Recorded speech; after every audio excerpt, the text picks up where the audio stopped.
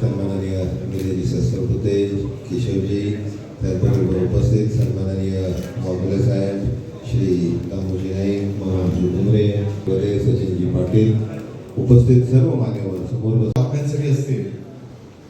आणि मग इकडे प्रत्येक ठिकाणी नेत्यांच्या पाठीमागे अनेक बाईट घ्यायला जावं लागतं। पत्रकारांना जिथे नेते उपलब्ध असतील तिथे त्यांची धावपळ करावी लागते। एकाच वेळी 2-3 प्रेस कॉन्फरन्स असतात, माहिती एकाच ठिकाणी मिळत नाही। आणि मग सोमवारी आम्ही सगळेजण म्हणणार आणि ही सगळेजण आमंत्रित आहात, आपण सगळ्यांनी यावं अशी आपल्या सगळ्यांना विनंती आहे।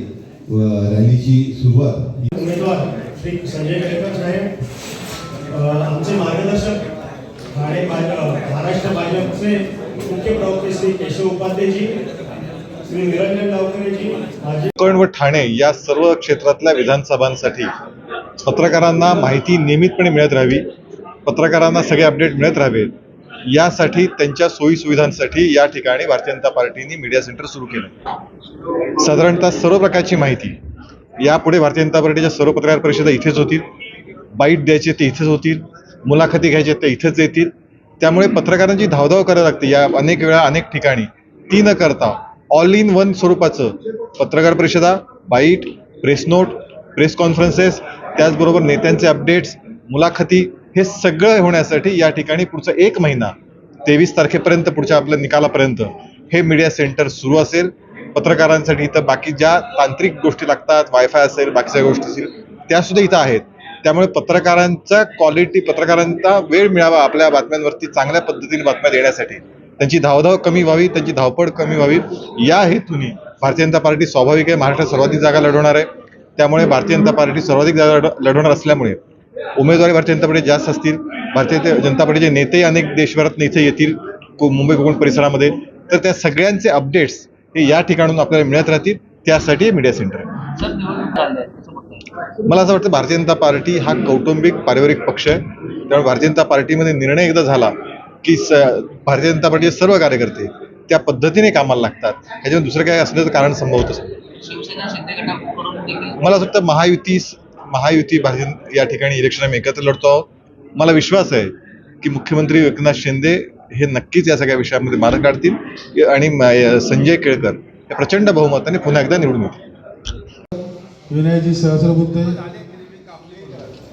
साहेब, 1 मिनिट साहेब, विजय असो भारतीय जनता पार्टीचा। या या या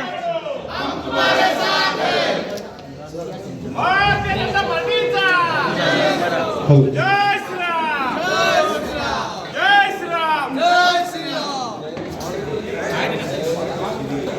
संजयजी वाघोले, मी सागरजी भटे यांना विनंती करतो की त्यांनी प्रस्तावित करा आणि आधी स्वागत।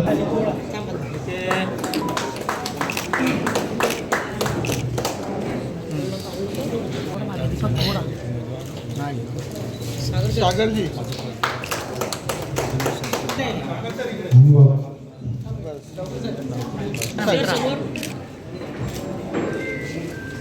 संजयजी वाघोले साहेबांचं स्वागत साधू। आज या ठिकाणी कापूरबावडी चौकामध्ये मीडिया सेंटरचं जे उद्घाटन झालं त्याचा फार मोठा उपयोग मीडियालाही होणार आहे आणि भारतीय जनता पार्टी आणि महायुतीलाही होणार आहे। हे पूर्ण MMR रिजन आणि कोकण विभागाकरता मीडिया सेंटर आहे। मला वाटतं हे महाराष्ट्रामधलं दुसरं सेंटरचं ओपनिंग ऑलरेडी झालं, अधिक निर्णया ठिकाणी देखील याची उद्घाटनं होणार आहे।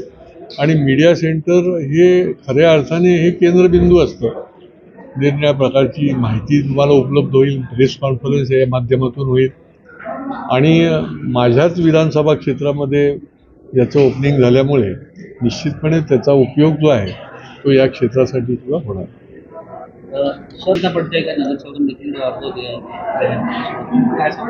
नाही, खरं म्हणजे तुम्ही खूप आधी सगळं अंदाज बांधता आहात। आता तर उद्यापासून फॉर्म भरायला सुरुवात होते, पुढच्या 2-3 दिवसात अनेक गोष्टी होतील आणि महायुतीची नेतृत्व जे आहे आणि दोन्ही पक्ष जे आहेत, तिन्ही पक्ष एक शिस्तबद्ध पद्धतीने चालतात आणि त्याच्यामुळे हे सगळं जे आहे ते निश्चितपणे योग्य दिशेने जाईल आणि आपण जे पाटणकरांचं म्हणालात पाटणकरांशी आमची भेट झाली, बोलणं झालं. काही विषयाच्या बाबतीत त्यांची काही पक्षाच्या संबंधामध्ये काही रिझर्वेशन असतात आणि त्यामुळे शेवटी पाटणकर हे खूप जुने जाणते भारतीय जनता पार्टीचे कार्यकर्ते आहेत. 4-5 वेळा ते निवडून आलेले आहेत महापालिकेवर, निरनिराळी पदं भूषवलेली आहेत आणि त्याच्यामुळे असं काही त्यांच्याकडनं होणार नाही आहे. त्यामुळेच मी म्हटलं की हे पुढच्या काही दिवसामध्ये तुम्हाला लक्षात येईल की योग्य दिशेने महायुती पूर्ण ताकदीनिशी उतरली आहे आणि जनतेचा आशीर्वाद घेऊन पुन्हा काम करण्याची संधी ही निश्चितपणे देईल. में सारी चीज़ें ठीक चल नहीं, महायुति में सारी चीज़ें ठीक चलेगी, आप कोई चिंता करने की ये नहीं है. अभी महाराष्ट्र में अलग अलग पक्ष है, जब भी अलायंस रहती है तो there is a coordination as well as competition. तो इसके अनुरूप ये चीज़ें होती है, ऐसी कोई एक ही जगह पे हुई है ऐसी कोई बात नहीं है, अलग अलग क्षेत्र में रहती है. लेकिन हमारे दोनों पक्ष के जो नेता हैं वो समर्थ हैं और राज्य के लेवल पे ये जो विषय है वो निश्चित रूप से वो सेटल करेंगे. सर आपको नहीं लगता कहीं ना कहीं नॉर्मल है, ये मीडिया उसको बबल कर रही है, ये नॉर्मल विषय है, ये पक्षीय लेवल पे ढंग से ये हैंडल किए जाते हैं. क्योंकि आज पहला चुनाव नहीं है ना, इतनी चुनाव हुए हैं लोकसभा से लेके, और आपने भी देखा है कि भाजपा और शिवसेना तो इतनी सक्षम है और कैडर बेस्ड पार्टियां हैं कि वो योग्य तरह से सारे कार्यकर्ताओं को समझाती है और समझा के साथ में लेती है. पार्टी इस वक्त महाराष्ट्र की सबसे ज़्यादा सीटें लड़ने वाली है और जब पत्रकार जो खबर के लिए हर जगह घूमता है, कभी नेताओं के ऑफिसेस और बाकी जगह, उसके बजाय ऑल इन वन जिसको बोलते हैं, अभी इसके बाद भारतीय जनता पार्टी के सभी प्रेस कॉन्फ्रेंसेस यही होगी, भारतीय जनता पार्टी के सारे प्रेस नोट यही से निकलेंगे, भारतीय जनता पार्टी के नेताओं के बाइट्स हो, उनकी इंटरव्यूज हो, वो यही से होंगे. तो पत्रकारों का अपने काम पे क्वालिटी अधिक अच्छा करने के लिए अगर उसको घूमना बंद हो गए और वो अच्छी तरह से काम करे, तो मुझे लगता है इसके उद्देश्य से यह मीडिया सेंटर ने शुरू किया है. यह दिन भर मीडिया सेंटर चलेगा, भारतीय जनता पार्टी की सारी खबरें यहाँ से दी जाएगी, सारे प्रेस कॉन्फ्रेंसेस यही होंगे और पत्रकारों को जो टेक्निकल सुविधा लगती है जैसे वाईफाई है, बाकी सारे वो भी यहाँ उपलब्ध है. तो पत्रकारों का काम अधिक सुलभ हो, इसके लिए मीडिया सेंटर अगला 1 महीना हम यहाँ से चलेगा. मीडिया सेंटर नहीं, ये भारतीय जनता पार्टी का मीडिया सेंटर है, लेकिन महायुति के अगर कोई प्रेस कॉन्फ्रेंस है तो यहाँ हो सकती है, ऐसे कोई, लेकिन यह है भारतीय जनता पार्टी का मीडिया सेंटर. सर जिस तरीके से महाविकास हमने तीनों पार्टियों के चिन्ह भी यहाँ लगाए जो महायुति के सदस्य हैं. सर जिस तरीके से महाविकास मुझे लगता है क्या रहा है उसको लेकर महाविकास आघाड़ी में एक साथ आ ही नहीं सकते, क्योंकि उनके पास ना कोई ध्येय है, ना कोई विचार है, ना कोई सोच है. सिर्फ सत्ता के लिए वो एक आए हुए हैं, तो इसलिए उनके पास सीटों का बंटवारा भी यही सही हुआ तो भी वो एक तरीके से काम नहीं कर सकते. ये है सर एक तरफ जहाँ पे बहुत ये लोक प्रतिनिधि हम मानते हैं जो लोगों से चुन के जाता है, उनसे अधिक जिम्मेदारी की अपेक्षा है, लेकिन इस प्रकार से बिहेव करना मुझे लगता है ये हमारी लोकशाही के लिए शर्मनाक बात है. लेकिन सर आरोप लग रहे हैं कि ये बेबुनियाद आरोप है. बोतल क्यों फेंकी है, ये सबसे बड़ी बात है. ये लोकशाही के लिए मुझे लगता है शर्मनाक बात है. सर लेकिन जिस तरीके से मीडिया सेंटर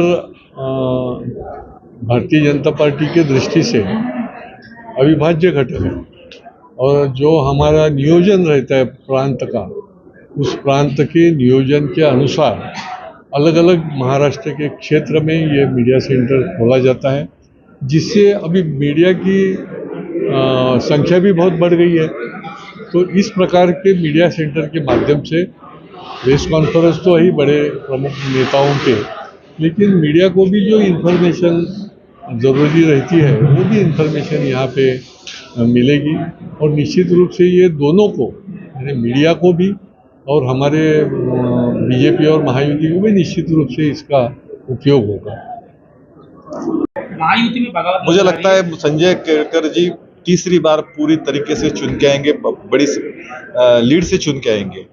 महायुति के नेता एकनाथ शिंदे जी मुझे लगता है महायुति का धर्म पूरी तरह से निभाएंगे और संजय केळकर जी बड़ी ताकत से चुन के आएंगे. महायुति के कार्यकर्ता को क्या मैसेज रहेगा?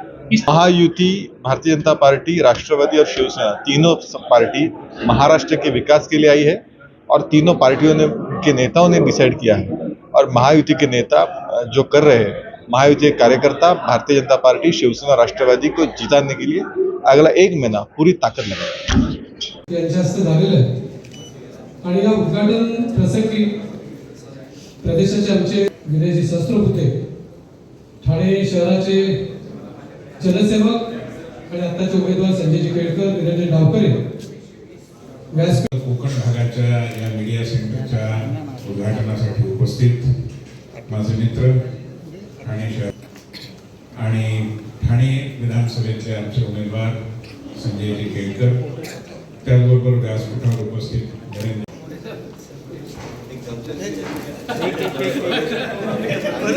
परेश भाई